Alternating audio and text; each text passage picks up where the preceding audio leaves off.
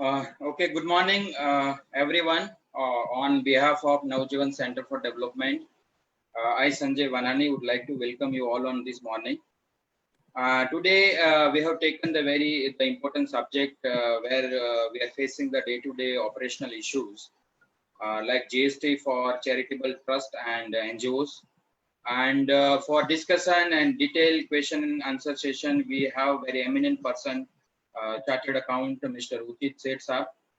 Uchit sir is BCom, ACA, LLB, and he's a seasoned scholar and also one of the great credentials, academic credential in his basket is sir has secured the 14th All India rank in Chartered Account Final Examination. Sir, congratulations. Sir is also secure the second rank uh, in ICAI and the third rank in LLB examination in Gujarat University. Sir also work with a very eminent person like Mr. V. Sridharan, Senior Advocate in Bombay High Court. C. Uchit Sir said he's also currently practice in the Gujarat High Court, the Supreme Court, and the Tribunal on the Taxation Matter with Mr. Nayan Sheikh, Advocate in Ahmedabad. Sir is also appeared the various cases and from the various industries like Nirma Limited, Reliance Industry, Gujarat Consumer Product Limited. Sir is also become the very instrumental person in various landmark judgment from Gujarat High Court like Philco Trade Center Private Limited, Tractors and Farm Equipment Limited, West Coast Web Phase Private Limited, Reliance Industry Limited, Torrent Power, and so on. Sir is also awarded as the best article writer in the Celtex journal published by the Gujarat Celtex Bar Associations for the year 2013-14. And Sir is also regularly writing in the various journals. Sir is also giving the lucid interpretation of various judgments, various definitions on GSTs and other act related to the industries. So, sir, on behalf of our all entire non-profit community, I would like to welcome you on board, and I hope that your session, your interaction with you, will definitely enlighten our community. Sir, over to you. Udit, sir, please. Sure. Thank you, Mr. Vanani, for the wonderful introduction. Good morning, friends. Today, the object of this session is to have some clarity on the effect and applicability of the GST law on charitable trusts and non-profit organizations. Insofar as the businesses are concerned, as such, insofar as applicability of the law is concerned, there is not much of a doubt. GST per se is a law on business transactions. But insofar as charitable trusts are concerned, this question assumes immense significance as to whether they come within the purview and ambit of the GST law or not. So during the course of the session, we'll analyze whether or not GST is applicable, and if applicable, what are the safeguards and what are the procedures to be followed by a trust or a non-profit organization. So now let us start with the most important and crucial question of liability of registration under the GST law. Technically, if I cross the threshold in GST, then I become liable to registration. So now what is the threshold? The law says that if my turnover of goods exceeds 20 lakhs, or if my turnover of services exceeds 40 lakhs in a year, then I cross the threshold, I become liable for registration. What does the law mean by turnover? Turnover is an aggregate of values of the supplies made by a person. So if suppose I am a shop owner, I sell goods to people.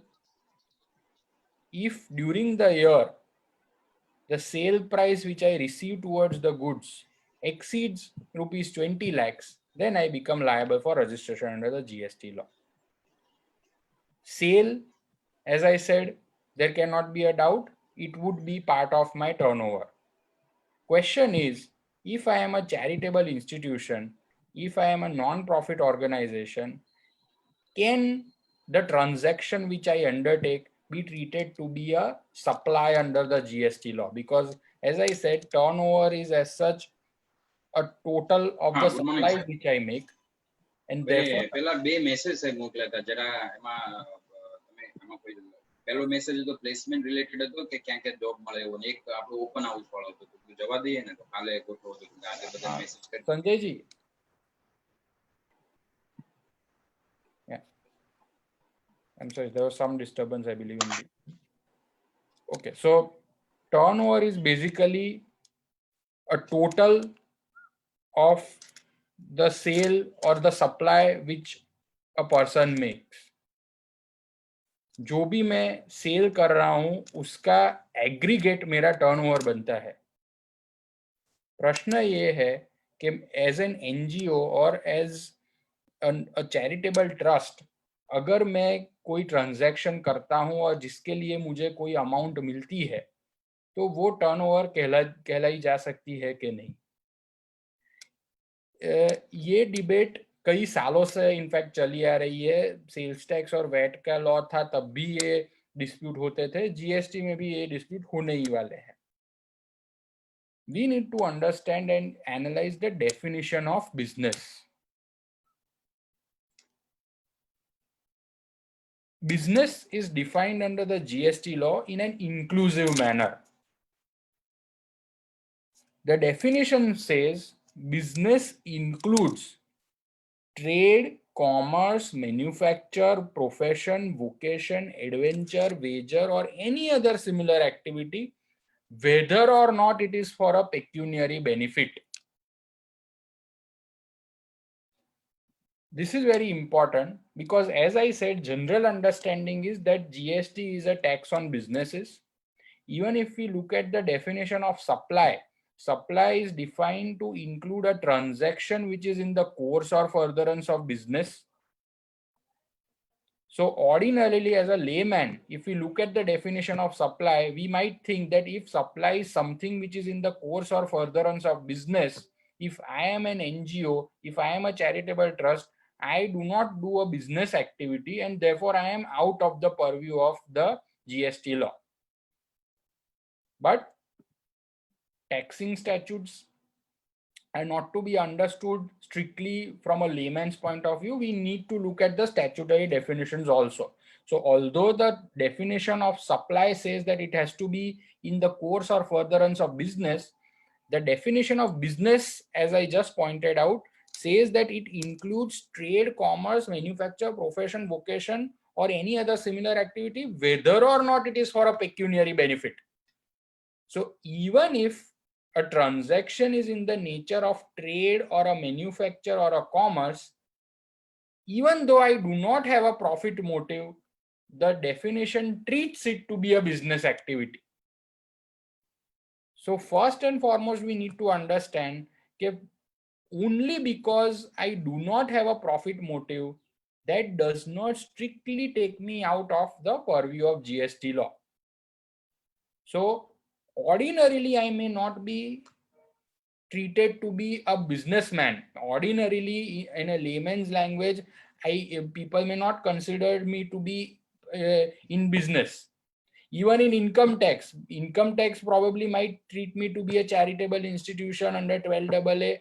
I may not have to pay any income tax because I am a charitable institution. But for the purpose of GST law, there is a specific definition of business where it is clearly specified that any trade, whether or not in the course or for whether or not for a pecuniary benefit, that is whether or not it is for a profit motive, that will be construed as business. So now again the question is whether there is any way out from this.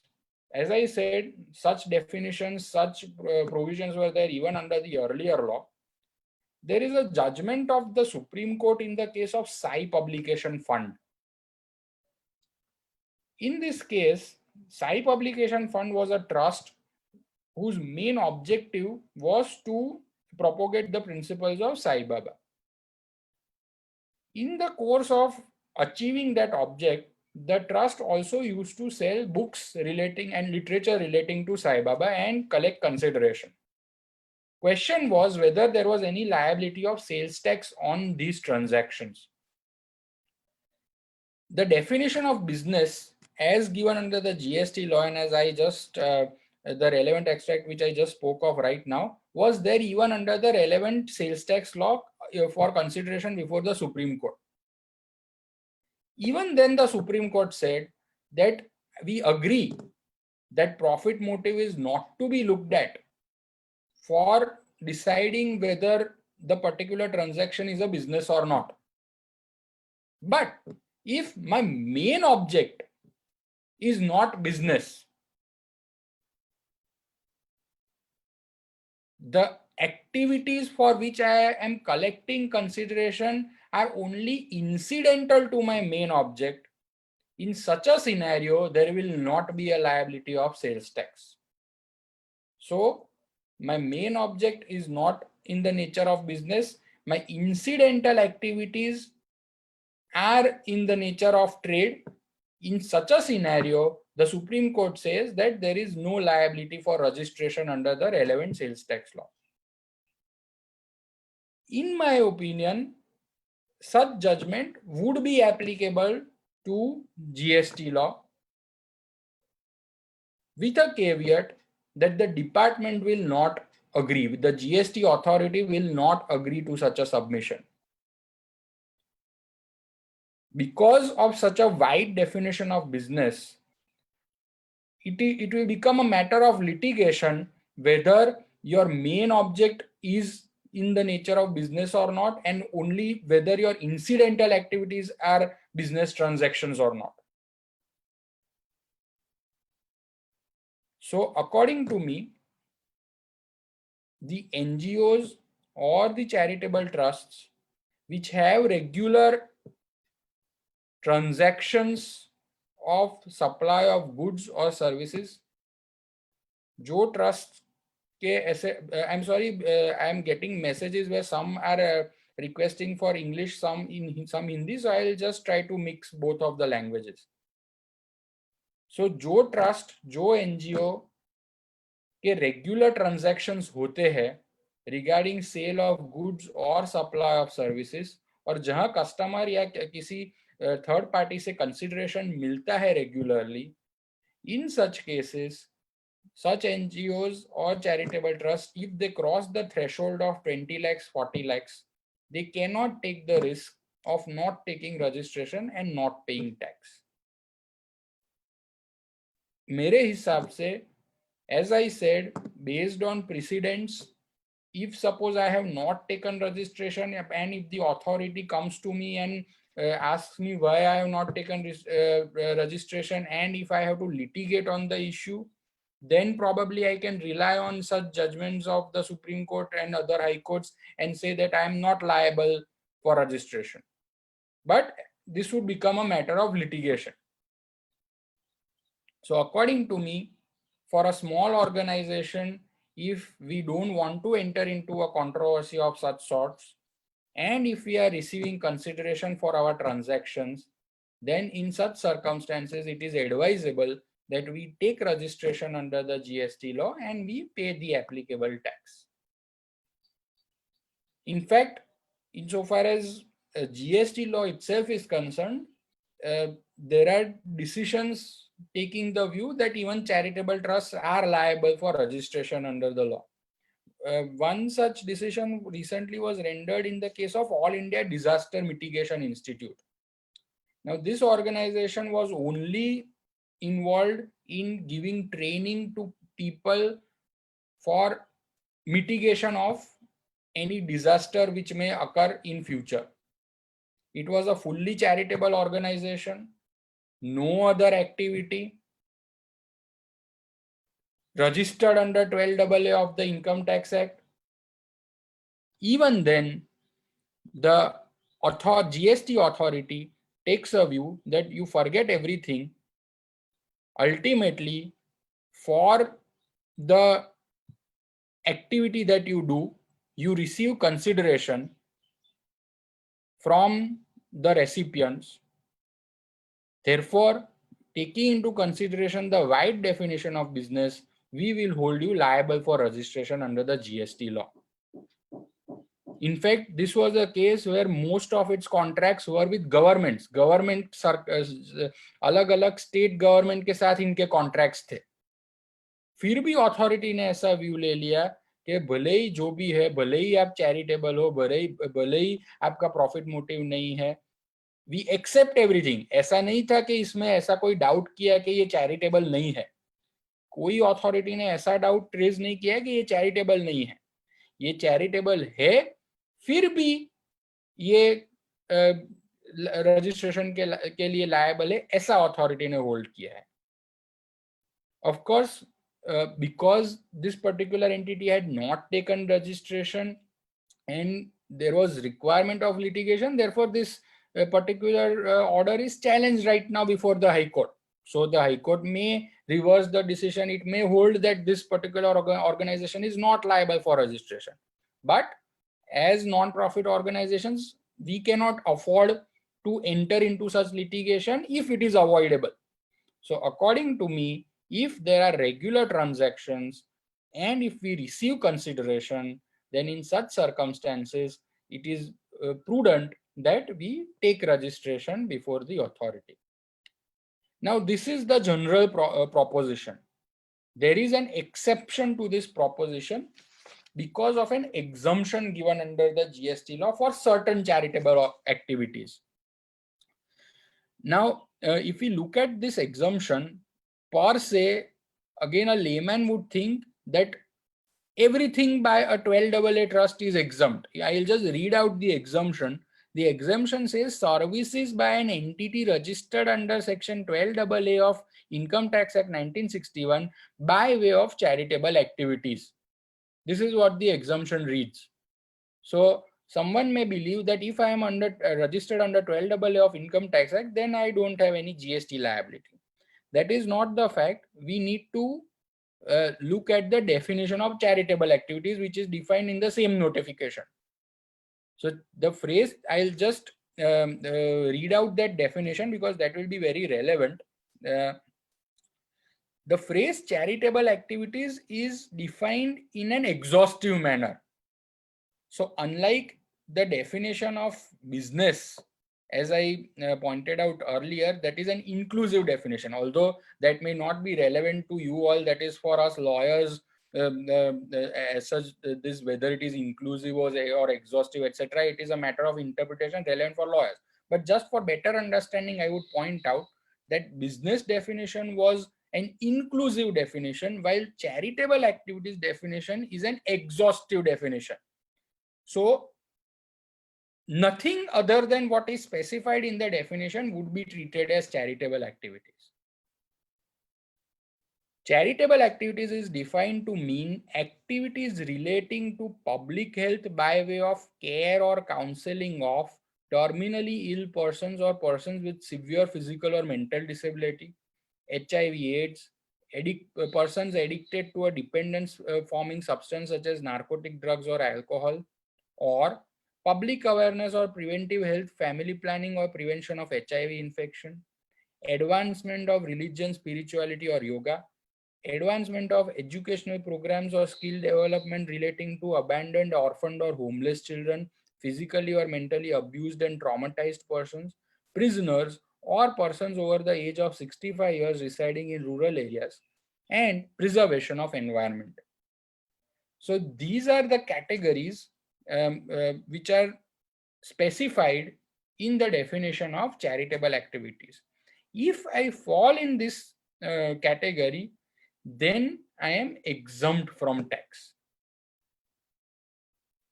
Again, here an important caveat to be kept in mind.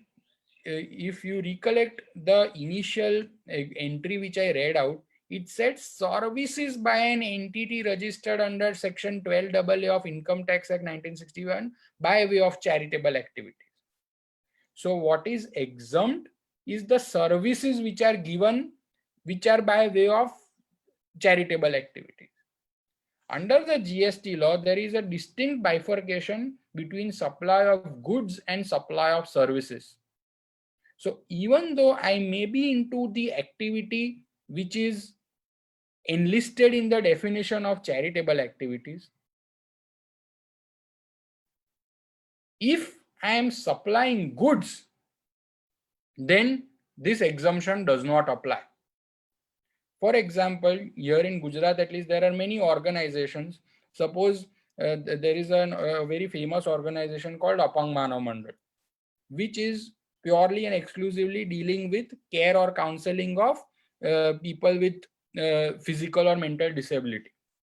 So first-hand impression may be that that is part of the list covered in the definition of charitable activity, and therefore Apang Manav Mandal goes out of the purview of GST law. But Apang Manav Mandal also gets many items such as stationery, other articles made by these special children, and these items are then sold in the market, and whatever is earned is again plowed back into the trust fund. But the point is that the trust, which is engaged in care or counseling of people with physical or mental disability, also is engaged in supply of goods. Once it is engaged in the supply of goods, then it does not get covered by this list of exemption, and therefore again it would be liable to pay tax. So what is carved out from the purview of GST law is a very limited list, and that too only in respect of services. There is no exemption as such in respect of supply of goods by a charitable institution. And therefore, if and only if I am engaged solely in these activities, and that too in the nature of service, and I am not involved or not dealing with goods at all, only in such circumstances I will be specifically out of the purview of GST law, and therefore I will not be required to take registration. If suppose I have even a single transaction of goods in a year, it is important to note that the threshold of GST registration, that is 20 lakhs and 40 lakhs, takes into consideration both exempt and taxable supply. So even if 99% of my activity is exempt, if 1% of my turnover is taxable, even then I will be required to take registration and pay tax under the GST law if my cumulative turnover exceeds the threshold limit. I may just repeat. The threshold is to be calculated on the basis of my total turnover. मेरे books of accounts के हिसाब से जो भी मेरी total sale और या total consideration है टुवर्ड सेल ऑफ गुड्स और सर्विसेज, उसको देख के डिटरमिन करना है कि whether I am liable for registration और नॉट. अगर वो पूरा का पूरा एग्जम्प्ट है, I don't need to take registration. उसमें से अगर थोड़ा भी part taxable hai, which is not covered by the exemption, in such circumstances I will have to take registration and pay tax only on the taxable portion. ऐसा नहीं है कि I will have to pay tax on the total portion. I will have to pay tax only on the taxable portion, but I will have to take registration and undertake the necessary compliances.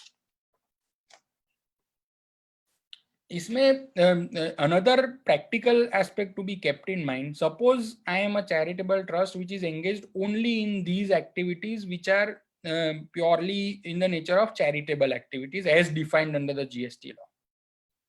But suppose I have certain incidental incomes.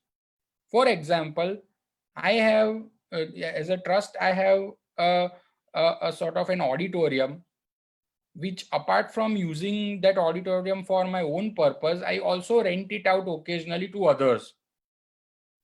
That rental income would be an incidental activity which is not per se exempt from tax, and therefore because of that incidental activity also, I will get liable to get registered under the GST law. So I need to be careful. I not only am required to consider my routine activities, I also need to keep in mind my incidental activities and incidental income. If I am earning some sort of a rent, then even though my main activity may be covered under that list of charitable activities and therefore exempt from tax, but because of that incidental activity, I may have to take registration and pay tax on that incidental income. So one such incidental transaction which is common and which comes to mind is rental charges. Another is interest income, but thankfully interest income on deposits by banks, that is again exempt from tax by a specific exemption. So if I'm earning interest apart from my other charitable activities, I don't need to worry, I don't need to take registration. But if I am earning rent, then I have a problem. Again, we need to keep in mind that rent, if it is by way of, if suppose I only have a sort of a guest house, I have two rooms which I occasionally rent out for residential purpose. This is just on a hypothesis. Then again, renting for the purpose of residential use, that is exempt. So renting of an auditorium for conduct of programs, that would be taxable. Renting of a house for residential use, that would be exempt. So we need to analyze all our transactions, try and figure out whether we are engaged in any taxable activity or not. If we are, then we'll have to take registration and pay tax. If we are not, then we need not worry. But this is a very technical subject. So what my advice would be that we don't just decide all this on our own. If we are not registered till now, then we need to immediately approach a consultant and seek his advice as to whether we should take registration or not, because these are very tricky laws. Even the best of businessmen get caught in the jugglery of language. So we cannot afford to have an authority come after 2-3 years and tell us that you were liable for registration, so kindly pay tax with interest, penalty, etc. So wherever we have not yet taken registration, we need to immediately approach the concerned consultant in your area, and we need to get clarification on this aspect. As I again repeat, it is very difficult to say that charitable trusts and non-profit organizations per se will be excluded from GST purview. That although we would take such an argument before courts, but practically that would never be accepted. As I said, there are already orders of the authorities in various charitable organizations taking the view that they are liable for registration.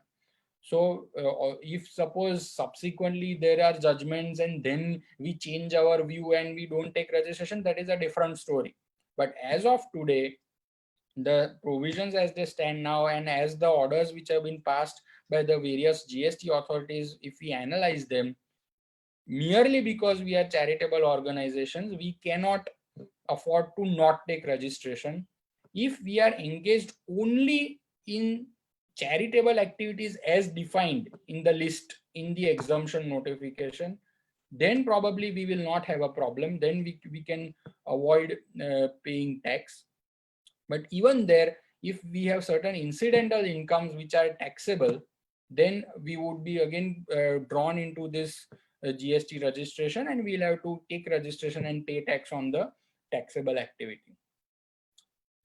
Now, coming to the question of, suppose we take registration under the GST law, then what are the legal implications? What are the procedures? What are the safeguards which the trust would need to take? Suppose we take registration, as I said, apart from the list of charitable activities, we'll have to pay tax on the other transactions. one important transaction or one important component on which there will be no tax liability will be donation. It is common for charitable organizations to receive donations from various other third parties.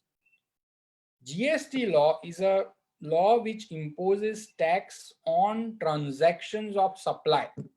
So there has to be a quid pro quo. I supply something, someone else gives me something in return. So I sell, say, a toothpaste, and someone gives me 100 rupees towards the purchase of the toothpaste. That is a transaction of supply. I give a service of training someone, someone gives me fees of 100 rupees. That is again quid pro quo. In case of a donation, as there is nothing which I do for that person, the donor on his own gives some amount of money to a charitable organization. That donation would not be consideration for any transaction of supply, and therefore there will not be any tax liability on donations. Here, the very same thing would also apply for grants. I see a question, although we'll take questions subsequently, but donation, the principle which is applicable for donation will also be applicable for grants. If I am receiving a grant from an authority or a government or from someone else, then for that grant, I am not doing anything in return for that particular entity or for that particular government.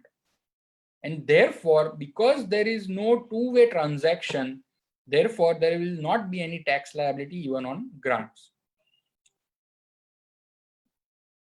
Just one thing we need to be careful about.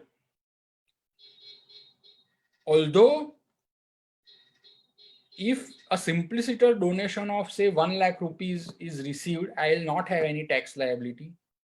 We should avoid quantum of we should avoid determination of quantum of donations in a way that they are linked to specific services or specific goods. For example, many trusts would or many donors would say that you give me a list of things done or list of activities done during the period, I'll pay for the cost. In other words, the arrangement would be that you suppose give training to some people who are not in the mainstream. We take an example here in Gujarat. This what we call Gru Udyog is very famous, where women or people who are slightly of the out of the mainstream, they are made to make products by organizations, and those products are sold. Consideration is received. Part of the consideration is paid to women. In some cases, those products may be sold at subsidized rates. So suppose a donor comes, he says that I will not give you blanket donation. What I'll do is that whatever, suppose the actual cost of that product is 100 rupees. But you, for the purpose of promoting the activity, you are giving the products or selling the products at a subsidized rate of 50 rupees. So the donor says that don't worry, the remaining 50 rupees I will contribute by way of donation. If we enter into such an arrangement, then there will be a problem from the tax angle. Because then that would not be simpliciter donation. What the statute may construe this transaction to be is that you selling the product of 100 rupees to X person, for which X person pays you 50 rupees, the balance 50 rupees is paid by the donor. In such circumstances, there is a scope for the authority taking a view that we will not accept this amount which you received from Mr. Y as donation, that is simpliciter consideration for a transaction which you entered with X, and therefore we will tax the transaction. In fact, if we look at the definition of consideration, there is a specific clarification that it would include consideration received from third parties. So according to me, although simpliciter donations, blanket donations, there will not be a problem. But if donations are received linked to certain specific activities, then we need to be careful.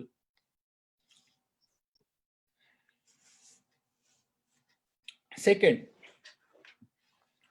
if we take registration, if we are entering into transactions which are liable to tax, then what is the procedure we need to adopt? First and foremost, whenever we enter into any transaction, whether it be supply of goods or supply of services, we need to issue what is called a tax invoice. The tax invoice needs to have a detailed description of the goods, the applicable rate of tax, and that tax amount needs to be separately charged. The format of the tax invoice is available in the GST rules itself. We need to issue the tax invoice in that format, and we need to charge the tax separately in that invoice.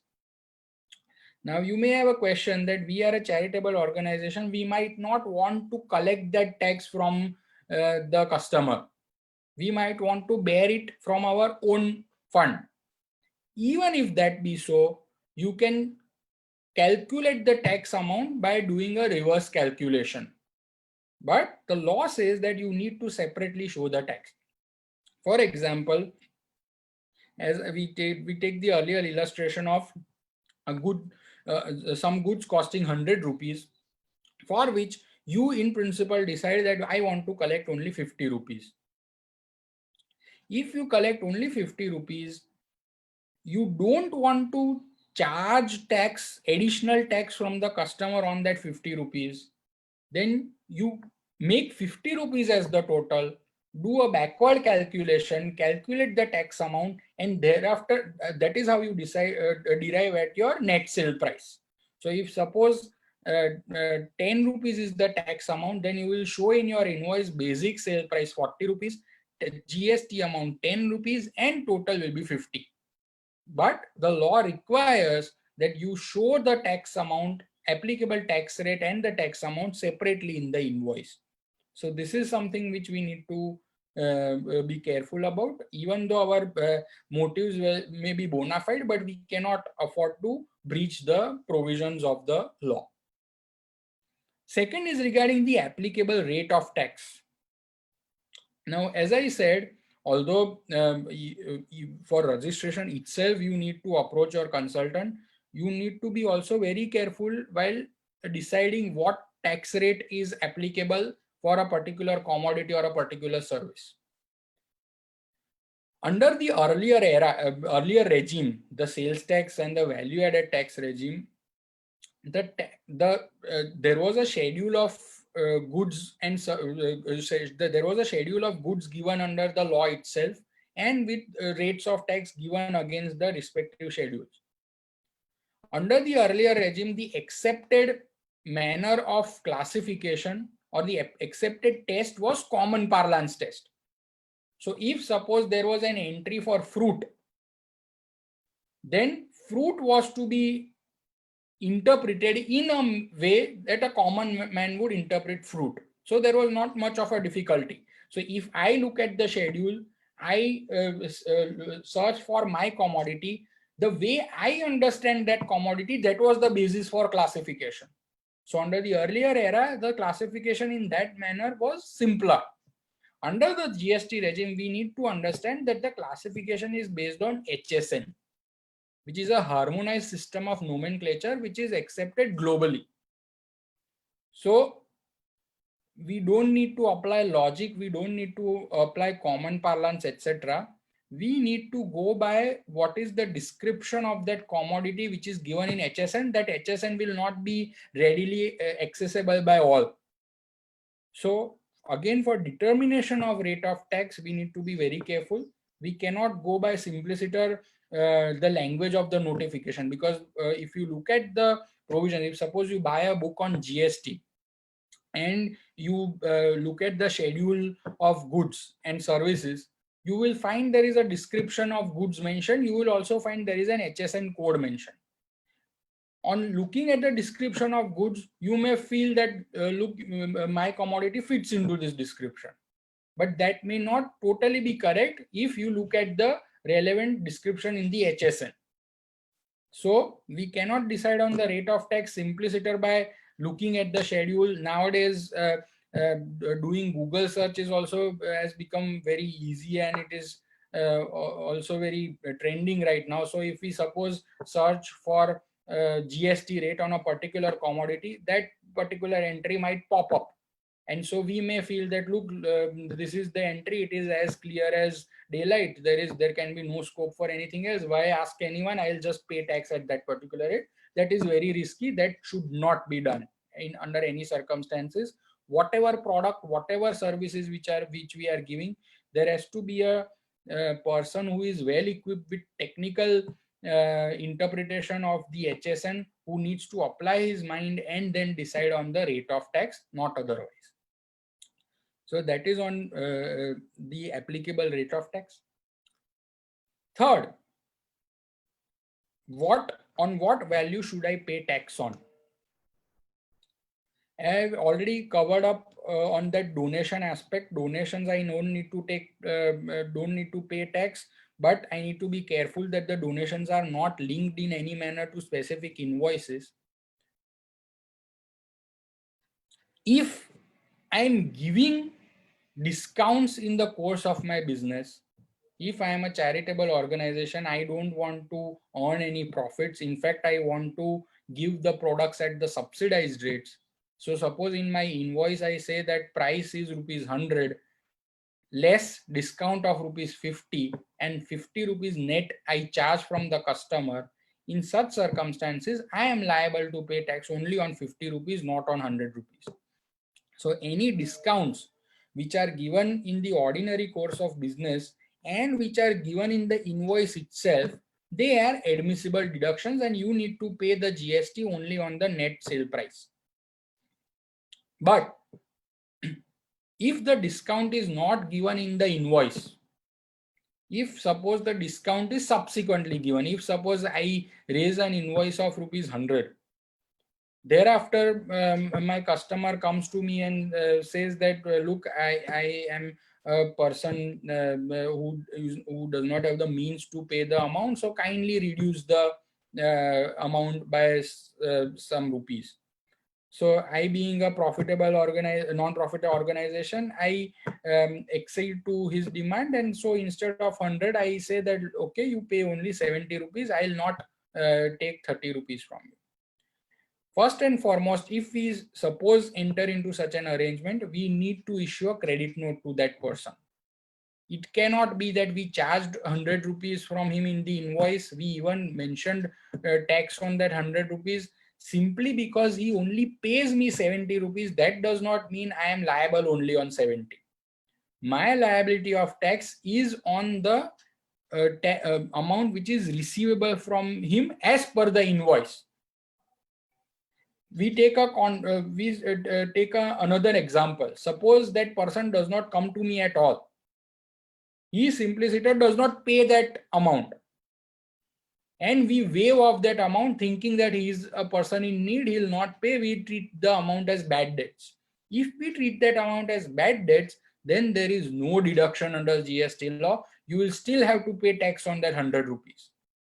So the tax liability is not on the amount which you actually receive, but the amount which is receivable. Once it becomes receivable, even if it is not actually received, still you will have to pay tax. So as I said, in the invoice itself, if you say 100 minus 50 and 50 rupees net receivable, then only on 50. If in invoice you say 100, but actually you receive only say 70 rupees, still your liability remains on 100 rupees. Unless you give a specific credit note to that particular customer, and that credit note is linked to a specific invoice. So you need to give a credit note, and in the credit note mention the invoice number for which you are giving the credit. In such circumstances, you can claim that deduction and pay tax on only 70 rupees. Otherwise, you may end up paying tax even though you are not actually receiving that much of amount from your customer. Another thing we need to be careful about is, this is the general principle that you need to pay tax on the amount which is actually receivable or received. There is an exception to this principle for transactions with related parties. So suppose I am a charitable trust and I enter into any transaction with either a trustee, or suppose another trust which is managed by the same trustee.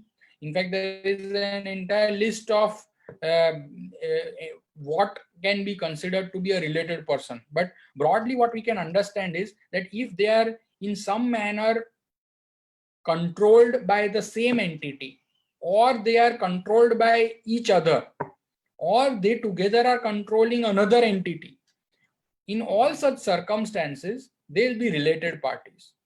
If it is a related party transaction, then the tax is not on what you actually charge, then the tax will be on the open fair market value of that particular goods or service. So if we are entering into any such transaction with our trustee or with some trust which is connected to us, then in such circumstances, again, we need to be careful while we are determining the value of our supply. Next, we also need to be careful about the e-way bill provisions, because there may be some trusts who would require transport of goods from one place to another. So we need to keep in mind that if we are transporting goods from one place to another, if the value of the consignment is exceeding 50,000 rupees, barring certain exceptions, we need to generate an e-way bill on the portal. So apart from the invoice, we need to have an e-way bill, and both the invoice and e-way bill need to be given to the driver of the vehicle. So if at all in between, if the GST authority stops the vehicle and asks for the documents, then that particular driver needs to have the invoice as well as this e-way bill. There are certain exceptions to this e-way bill provision, but what we ordinarily advise is that we should not get into those exceptions. Ultimately, if we are moving the goods, then we should generate e-way bill. Ultimately, it is only a procedural formality. There is no tax liability as such because of generation of e-way bill. Now, coming to another very important component of the GST law, which would again be relevant for all SSEs, including charitable trusts, which is input tax credit. Now, suppose we take registration under the law, we are making taxable supplies. Our tax liability will get reduced to the extent we have paid tax on our inputs, input services, or capital goods. So suppose I am a charitable organization who is getting some things manufactured from a particular class of people, and I am selling those commodities. Then while I will be liable to pay tax on the sale value of those commodities, I will also be eligible for input tax credit of the tax which I pay on my inputs or input services. That is, if suppose the commodity which I manufacture is, say, papad. For manufacture of papad, I purchase flour from the open market. Whatever tax which I pay on that flour to my vendor, so that tax will not be paid to the government. That tax will on my inputs I'll be paying to my vendor. But whatever tax which I pay to my vendor, I will get input tax credit of that tax. And so to that extent, I'll have to deposit less tax with the government. For example, I make a sale transaction of, again, I'll take an example of 100 rupees, on which I collect tax of 10 rupees. But if on the floor which I purchased, I already paid 5 rupees of GST, then I will get a set off of that 5 rupees while I am depositing the tax. So I'll have to actually deposit only 5 rupees of tax. So input tax credit is also something which we need to take note of. Input tax credit is admissible of any goods or services which are used in the course or furtherance of business, subject to certain statutory exclusions. So anything which is used in the course or furtherance of business, I can get input tax credit. So it is not restricted to only my raw materials. If suppose I have an office and I have purchased certain stationery, if on stationery also my vendor has charged certain tax, because that stationery is used in the course of my business activity, therefore I will be entitled to take tax credit of the tax which I have paid on stationery. Suppose I am operating from a rented premises. The owner, my landlord, he charges rent and he also charges GST on that rent. I will be eligible for tax credit of the GST which is charged on that rent. So tax credit is again a beneficial provision. It will reduce my tax liability to that extent. The tax credit is admissible provided I have a tax invoice with me wherein tax is separately charged. So I need to ensure, suppose it is a rent agreement. There it is very normal that because it is a rent agreement, ordinarily in commercial sense, the landlord will not be raising tax invoice. But if I want to avail the input tax credit of the GST which he charges, I'll have to insist for a tax invoice from him apart from the rent agreement. In that tax invoice, tax needs to be separately charged, and I should have actually received the goods or services for the purpose of claiming that input tax credit. We also need to be careful because right now there are a lot of scams going on where what happens is that we may purchase the goods from X person who may be a trader. That X person, although he sells the goods to us, although he charges tax in the tax invoice, he in some manner does not actually deposit that tax with the government. Then there is a provision which says that if this happens, then you will not be entitled to input tax credit.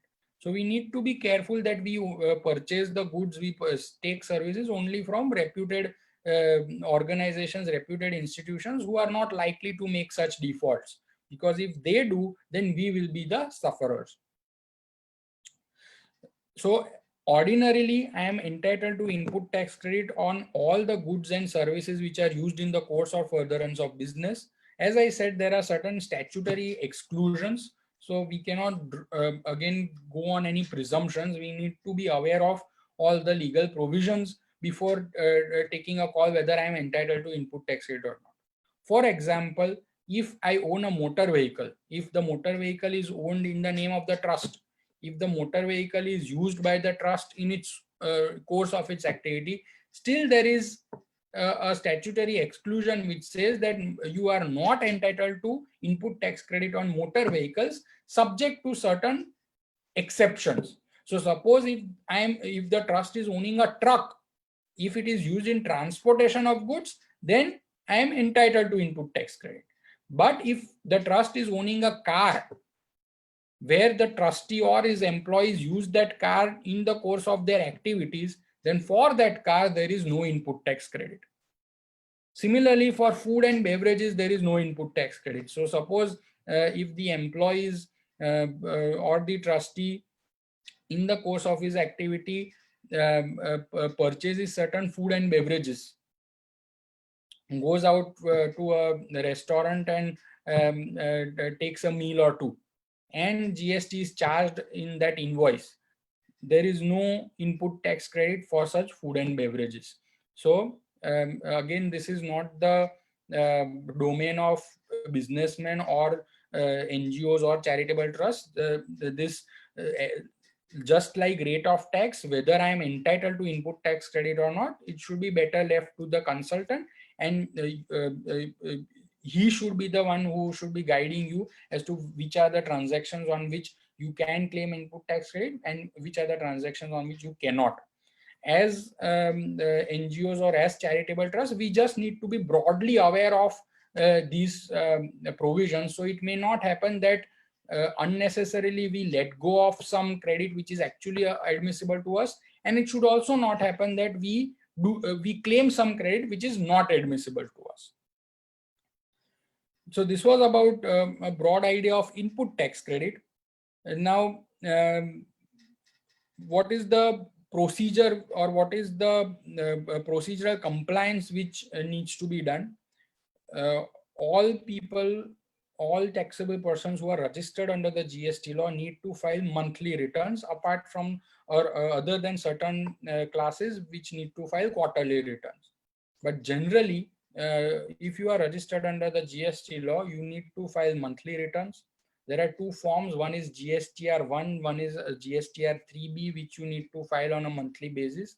And thereafter, you also need to file an annual return. So that is the procedural part. Another important provision to be kept in mind is a provision for what is called composition scheme.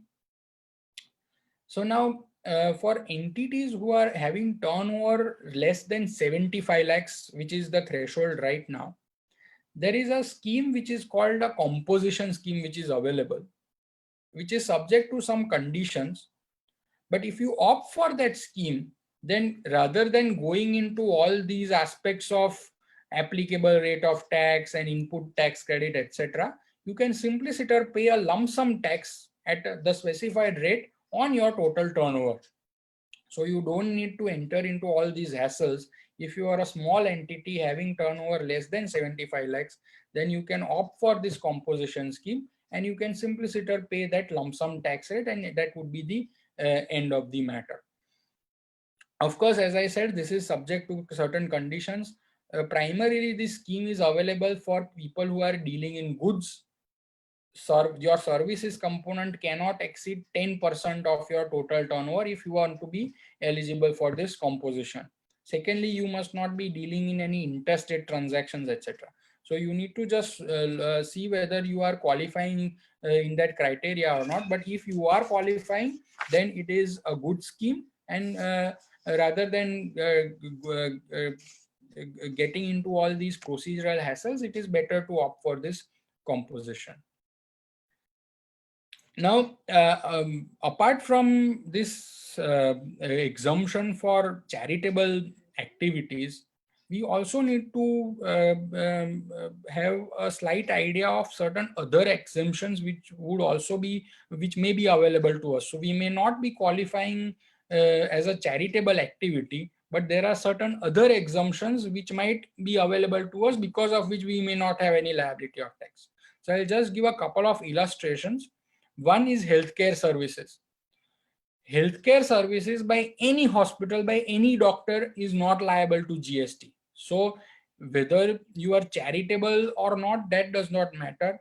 If what you are providing is healthcare services, then there is no liability of GST. So that is something which we need to keep in mind, that although I had said earlier that charitable organizations per se will not be out of the purview of the GST law, but if suppose the transactions which they undertake, the transactions themselves are not liable to tax because of some separate exemption, then again they'll be out of the purview of GST law. Another such example can be of educational institutions.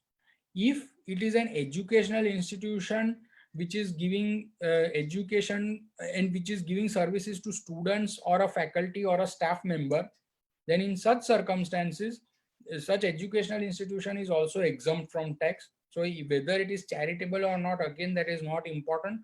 The exemption which is given is qua the nature of the activity which is undertaken by the institution. So if I am qualifying as an educational institution, again, we need to look at the specific definition of educational institution. But broadly, any educational institution which is giving or which is part of an approved course which is which enables a student to get an approved qualification, that would be treated to be an educational institution. So your private coaching class would not be an educational institution, but your school, your college, some institution which is directly affiliated with a recognized university, those would be educational institutions. And if they charge fees from their students, those fees would not be taxable under the GST law. And these are only a couple of illustrations. We need to analyze other specific provisions before we decide on the tax liability of specific institutions. As I said, all these are very complex provisions. It is not very easy to understand the tax implication and the tax effect of these provisions as a layman. Therefore, another provision which we also need to keep in mind is something called an advance ruling.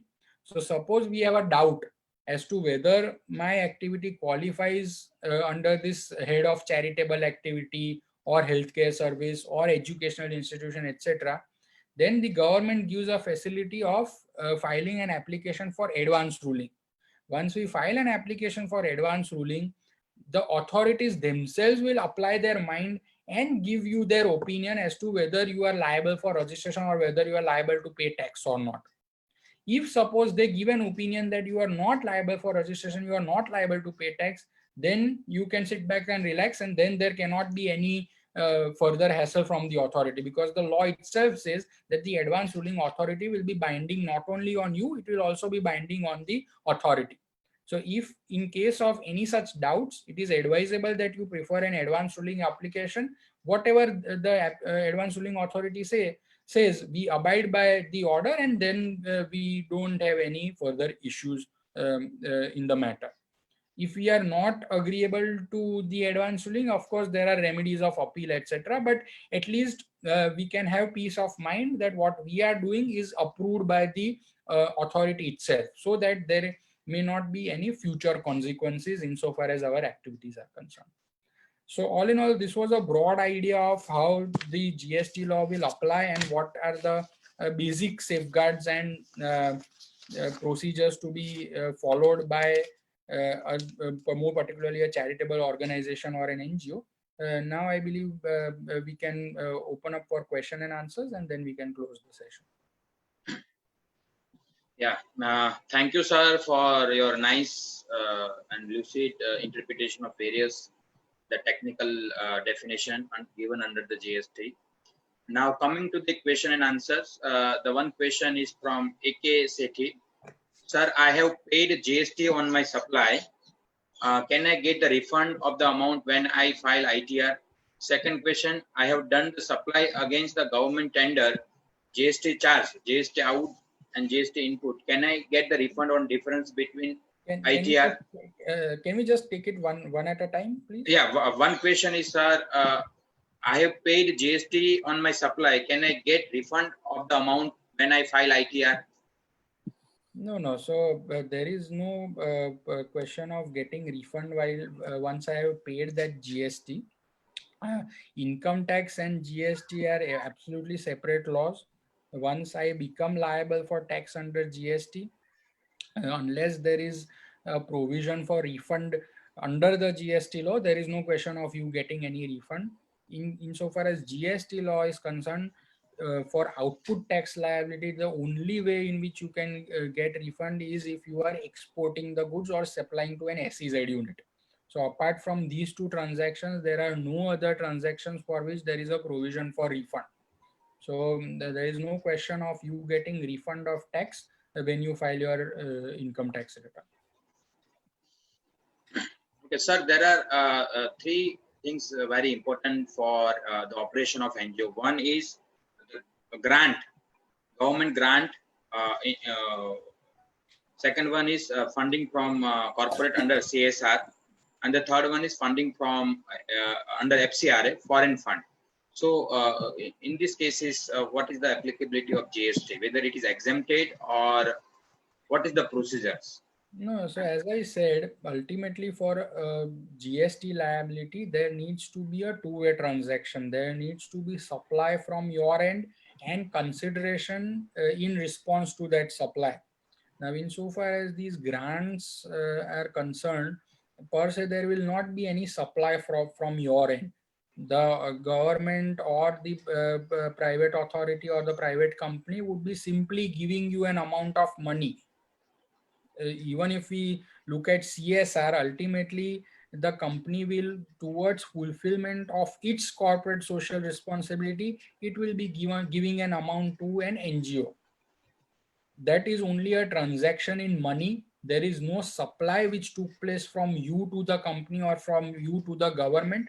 And in such circumstances, there is no tax liability under GST law on the amount so received. The only caveat which I put here is what I have already explained.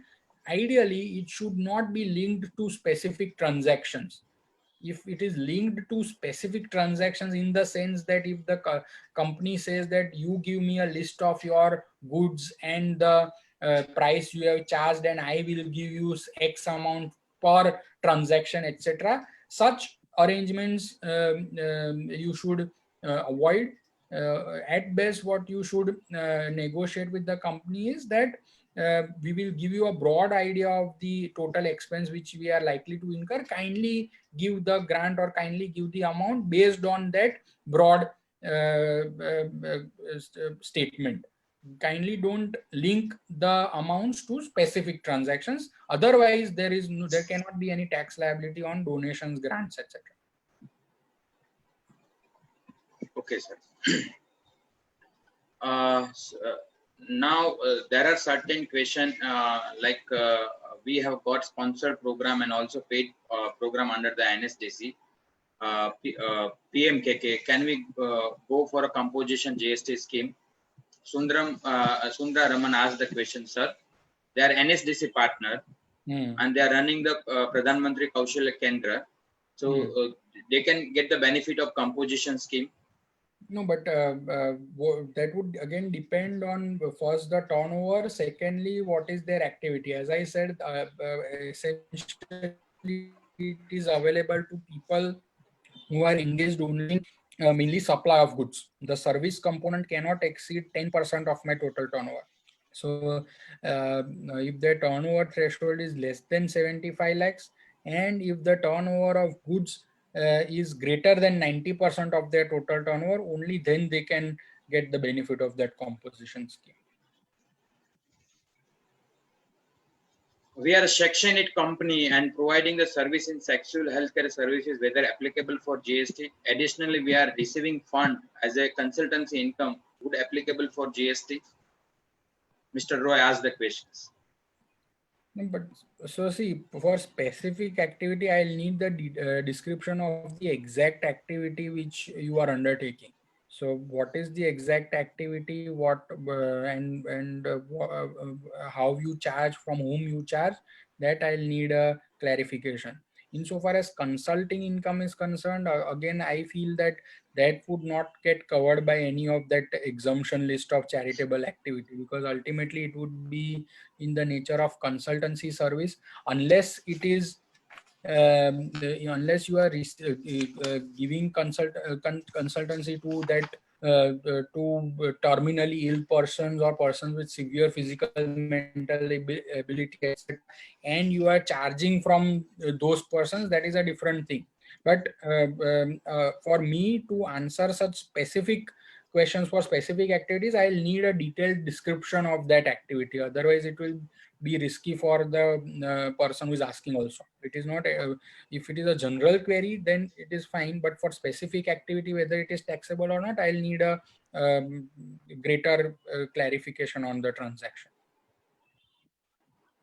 Sir, there is one particular myth in the market, when any NGO get a registration under GST, is there any effect on 12A registrations?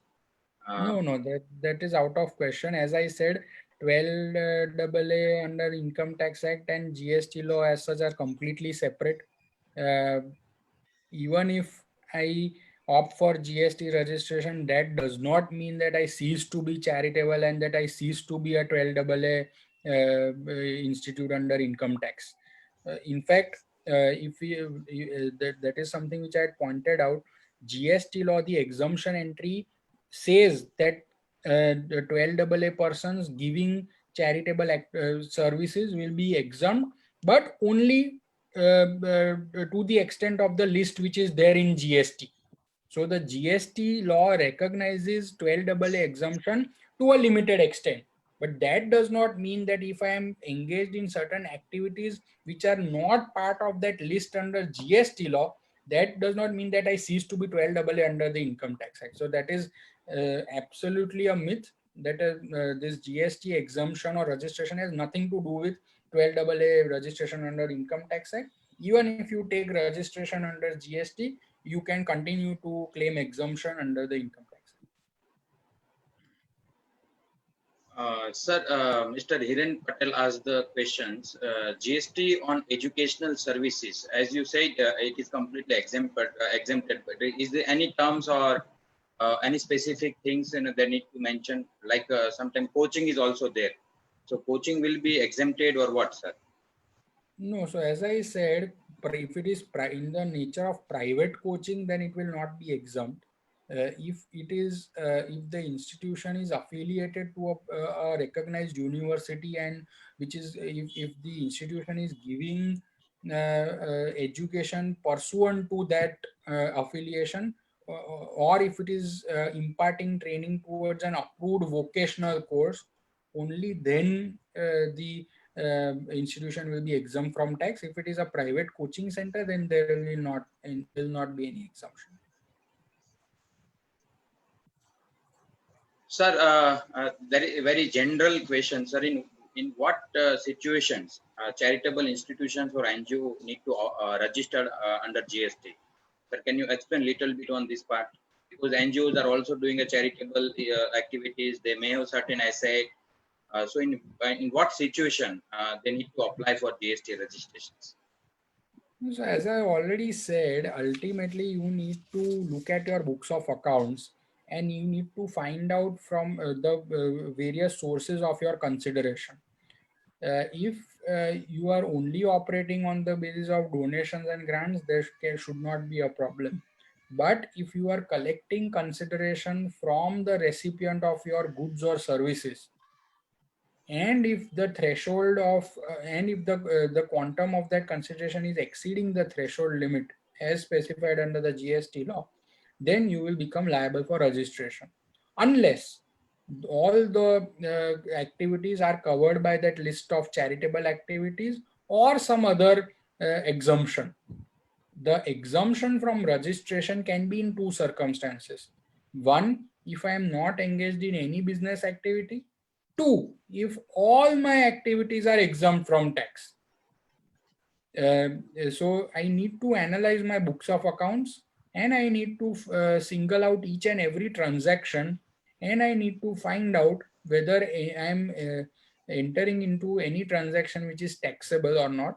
If it is, if any one transaction is also taxable, but if my total consideration is exceeding the threshold limit, then I need to take registration and pay tax on that one transaction. So basically it will depend on what transactions I have undertaken and what are the sources from which I am earning my income. The one question is, sir, we are working in the project funded by European Union in the consortium of 4 NGOs. Activities and allocation of money is separated for 4 partner NGO. We are not giving services to each other. Question is, can the lead NGO who receive the money from EU on behalf of consortium deduct the tax and give us the money to partners? See, ultimately, if it is a consortium agreement and only facilitating the transfer of money if the lead NGO is receiving the amount and then dispersing the amounts to the different NGOs, that would not be a supply transaction. Ultimately, as I said, the levy of GST is only on a transaction of supply. Here what is happening is that 4 people are getting together and entering into an agreement with the European Union entity, and they are receiving funds from that entity. So per se there is no supply. Even inter se, for facilitating the transfer of money from abroad, probably the foreign entity is giving the money only to a single entity, and the single entity is then disbursing the amounts to others. The entire arrangement, nowhere I see a transaction of supply. So if there is no transaction of supply, then there cannot be any tax liability on the transaction. Sir, I think you have clearly mentioned that, I mean, any entity that they are offering the charitable services and additional services, which is taxable in nature, that they have to take a GST registration. But the question is related to educational institutions. There is one is a university and one is an affiliated educational institute.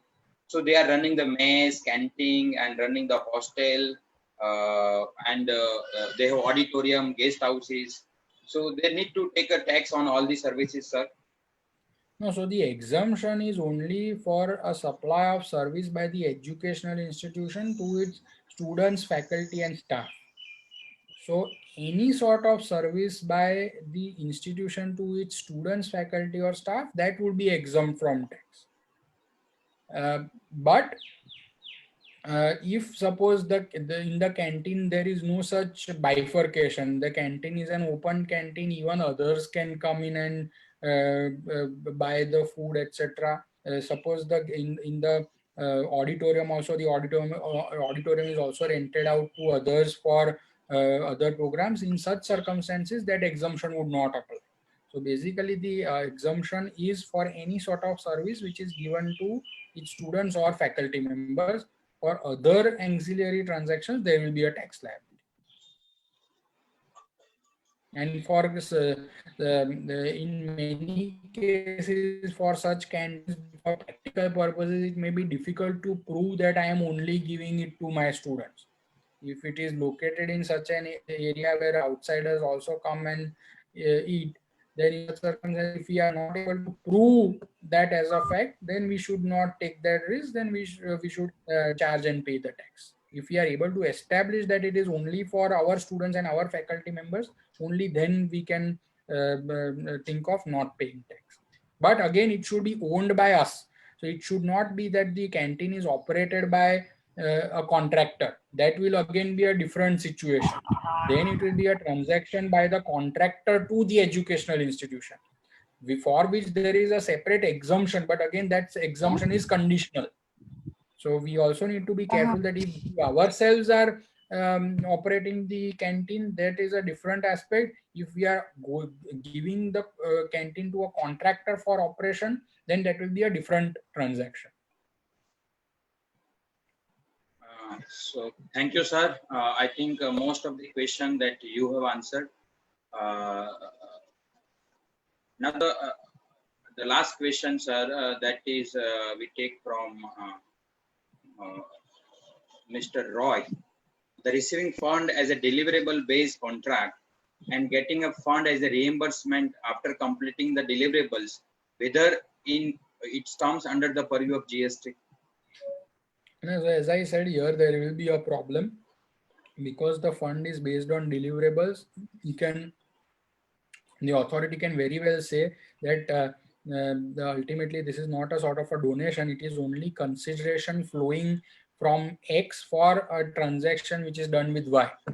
So here we cannot on our own take the risk of not paying tax. At the most, we can apply for advance ruling and seek the opinion of the authority. So as I said, wherever we find it is a sort of a gray area where we don't exactly know whether we are fitting into the exemption or taxation, then we should apply for advance ruling, and we should operate only after we receive the order of the advance ruling authority. Thank you, sir, for your nice interpretations and giving the question answers. And now we now put the feedback forms. Now, sir, there are some participants asked, is there any particular book, that you will refer to the participant for further reading? Because I think one session is not enough to have the fair understanding about GST. So, sir, would you like to recommend your books or maybe the books You see, for the books in the market would be generally general books, which would be focused more on business transactions, would not be entirely relevant to everyone. So I don't believe there is any specific book for NGOs or charitable organizations. If that be so, I'll let you know. Otherwise, offhand, I don't believe there is any such specific book as of now. But what I feel is that rather than doing this on your own, if you have a substantial transaction base, then it is advisable that you get in touch with a consultant and do your transactions only thereafter, because this is not a law which can be easily interpreted by the layman. In fact, right now, because it is new, even the authorities, the businessmen, and the courts are finding it difficult to interpret it. So it has a lot of complexities. Because it is new, there are no settled decisions as yet on its interpretation. Like for 12AA income tax, because it has been there since more than 50 years, now there are a lot of judgments. So everyone is clear more or less on how the section operates, which is not the case insofar as GST law is concerned. So rather than, of course, it is always good to be well versed with the subject, but what I would say is that if we are engaged in voluminous transactions, then it is always better to take technical advice before proceeding further. So thank you, sir. Thank you so much for giving the guidance on behalf of all the non-profit community, social sector leaders. I extend my deepest thanks to you, sir, for giving your consent and sparing your time with us. It is a very the informative sessions wherein you have given the lots of technical understanding in a simplest language. Sir, thank you so much. Any concluding remarks you would like to share about GST and charitable business in terms of carrying or in terms of the operation of their business? The only advice I would say is that do not take it lightly, because the law is very stringent in that manner. There are very grave consequences for breach. So we cannot afford to take the law lightly, or we cannot afford to transact based on presumptions or what we hear from the market. That is the biggest mistake that people make, that they based on what they hear from their competitors, they sort of plan their tax liabilities accordingly, which according to me is not the correct approach. We need to be more individual based. So for each entity, that act will have different application, different connotations. So each entity needs to take its own call as to how it is applicable and to what extent the law is applicable. That is all. Yeah. So thank you so much for sir your guidance. Sir, any contacts or any Twitter handle or anything that you can share to the participant? They may be in a further touch with you, sir. For your contacts. Sorry. For further contact, if any organization wanted to take your advice or your services, can you share your contact, your email ID or? Yeah, sure. I just put it on the chat. I just yes, give my please. email ID. Yeah, sure, sir. Now, thank you all participants who joined today morning, and we really enjoyed the discussions. And with this note, we would like to end the session over here. Again, the one requested, we have already shared the feedback link. You share your feedbacks about the programs and the questions. So question, if we receive, we will share to the sir. So thank you once again.